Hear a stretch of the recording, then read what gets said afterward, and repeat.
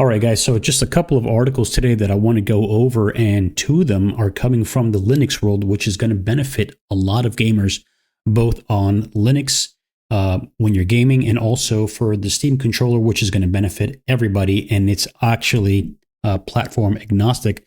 But starting off with this article here, Linux gamers can now use NVIDIA Reflex and AMD Anti-Lag 2 on any GPU thanks to a new open source project. This also opens the door to Anti-Lag 2 and Reflex on Valve's Steam machines and Steam Deck for low input latency on any supported SteamOS game. So basically, open source developer Nicholas James explained in an email to Phoronix. He said, "I started this project earlier this year because I was frustrated with the state of Anti-Lag 2 on Linux. If you're not aware, the Mesa AL2 implementation had some issues with stability, and it was disabled by default. On top of this, I tested the latency improvements of the Mesa implementation and found that it was doing as much as the proprietary version on Windows. I like my FPS and my AMD machine, but I love Linux, and it seems like they weren't compatible." He goes on to say, "After AL2 was working, I noticed there was nothing stopping a similar implementation of the NVIDIA equivalent of Vulkan NVIDIA Low Latency 2. They are just device extensions that any Vulkan layer can intercept. The NVIDIA extension is a little more complicated, but conceptually does the same work." It's really cool to see that for games which only provide reflex support, we can exceed what AMD users get on Windows. They only have access to AMD's Anti-Lag 1, which doesn't have the same game level integration. My testing was done using 540 Hz monitor, which has NVIDIA's Reflex Analyzer. It involved me clicking through a button and writing down the values into a spreadsheet, which can get pretty tedious. So he has tested the finals, Counter-Strike 2, Cyberpunk 2077, Resident Evil Requiem, Marvel Rivals, and Overwatch 2. So the project is already available on GitHub, but the only downside here is the installation process, which is not, like a Windows exe, double click and you're done, right?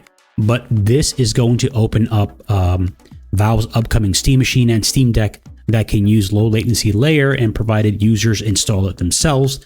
But it's only a matter of time before we start seeing this as a native implementation, and who knows, maybe Valve will pick him up. But if you can see here from this graph, the pink is his, he goes by the name of Quarthos, is his implementation, low latency implementation, and it's actually faster than Windows here for the Anti-Lag 2, which is from AMD. And if you look at the NVIDIA Reflex on the far left of your screen, you see that it's actually better than Anti-Lag 2 on Windows. And moving on to another article, the Steam controller is no longer restricted to playing just Steam games thanks to SDL library integration. The Steam controller has received support for the SDL library, making the device behave like a third-party controller capable of playing non-Steam games. So the Steam controller initially debuted as a Steam exclusive device that only worked with the confines of Valve's ecosystem.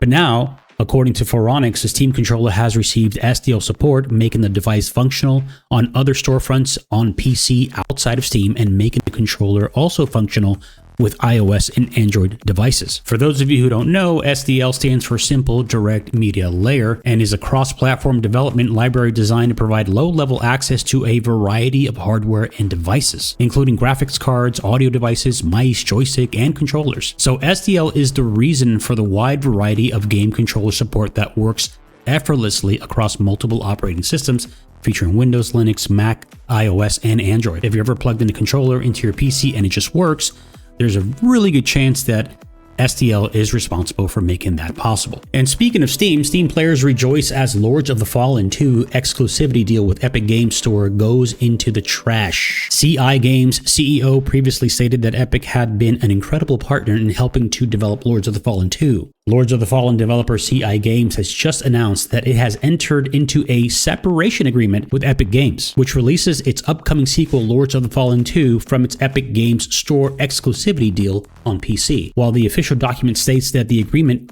quote, will not affect the ongoing cooperation between the parties, this likely means that CI Games Lords of the Fallen 2 cannot release on Steam, which is the Epic Store's direct competitor. And as the devs tweeted today, Lords of the Fallen 2 important publishing update, Independent developer CI Games today announced that it has signed a separation agreement with Epic Games Publishing. As a result, CI Games has regained full open distribution rights for the PC version of Lords of the Fallen 2. So it seems as though they're going into a self-publishing situation, which is something that we're seeing a lot of developers, especially Asian developers, are doing when their games go mega viral, and then they decide with the money that they have to go self-publishing, which is like the best thing that can happen in the industry. And to round up today's video, Forza Horizon 6 is already a massive success following a 4-day early access period for those who purchased the game's $120 premium edition and the $60 premium upgrade. Forza Horizon 6 is now out for everyone. On day one, Forza Horizon 6 has set a franchise record in terms of Steam player counts. Per Steam DB charts, Forza Horizon 6 recorded a peak concurrent player count of more than 273,000 concurrent players. The average player counts hovering around 250 to 260,000 players mark at the time of this writing. That's well over triple the peak concurrent players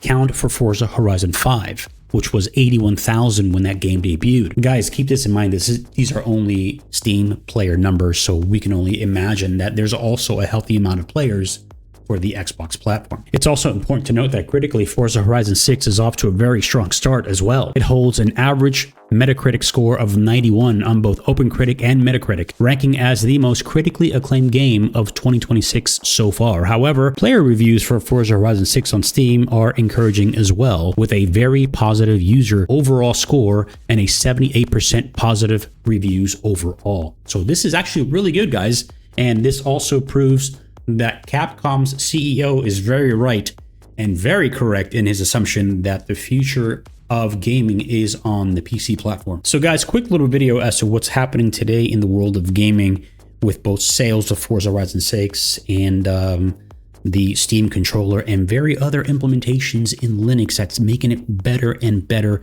for you to come over and make that switch. I'll see you guys on the next one. Peace.